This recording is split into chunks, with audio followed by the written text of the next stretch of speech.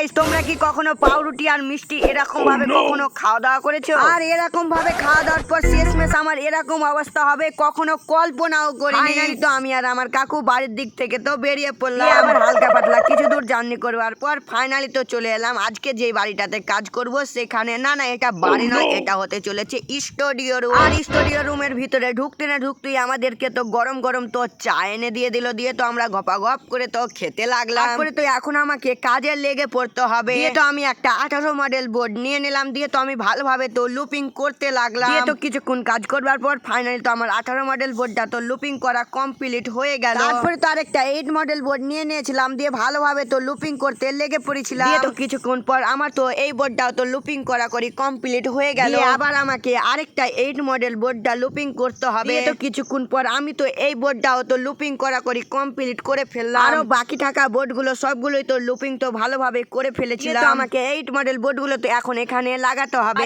এই স্টুডিও রুমটাতে এদিকে করে তো কম্পিউটার বা ল্যাপটপ থাকতে পারে। তো আবার কাজ করার আগে গরম গরম চা খেয়ে নিলাম আমি আর আমার এই মিস্ত্রিটা। তো আবার চাটা খাবার পর আমি তো লেগে পড়েছিলাম কাজে। তো আমার এই বোর্ডটারে তো কাজ করা করি তো কমপ্লিট হয়ে গেল। আর আমি তো এখানে কাজ করছি আর আমার মিস্ত্রি এখান থেকে বসে বসে হিরো কাটিং এর পোজ দিচ্ছে।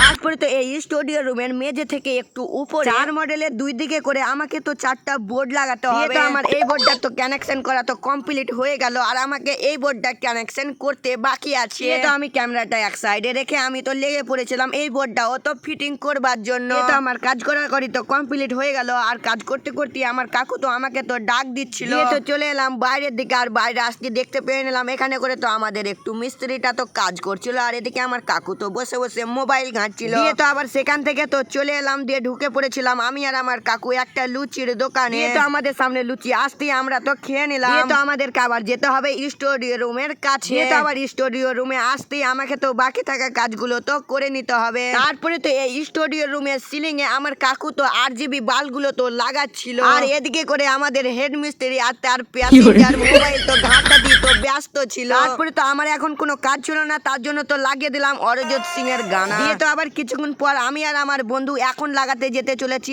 Earthing rod. দিয়ে তো আমি আর আমার বন্ধু তো নিচে চলে এলাম। তো বডি আর তারটাতে আমরা তো পাইপটা তো ভরে ফেললাম। দিয়ে তো আমার বন্ধু আর্থিং রডটাকে ঠুকে ঠুকে মাটির ভিতরে তো ভরতে লাগলো। দিয়ে তো কিছুক্ষণ কাজ করবার পর আমাদের তো কাজ করা করি কমপ্লিট হয়ে গেল। দিয়ে তো আমি সেখান থেকে তো বেরিয়ে পড়লাম। দিয়ে তো আবার চলে এলাম স্টুডিও রুমের ভিতরে। আর এখানে আসতে দেখতে পেয়ে নিলাম পাউরুটি আর মিষ্টি নিয়ে চলে এসেছে। তার জন্য তো কিছু না ভেবে ঘপা ঘপ করে তো খেতে লাগলাম। আর এত পরিমাণে খিদা লেগেছিল যে এরকম ভাবে ও খেতে হচ্ছিল।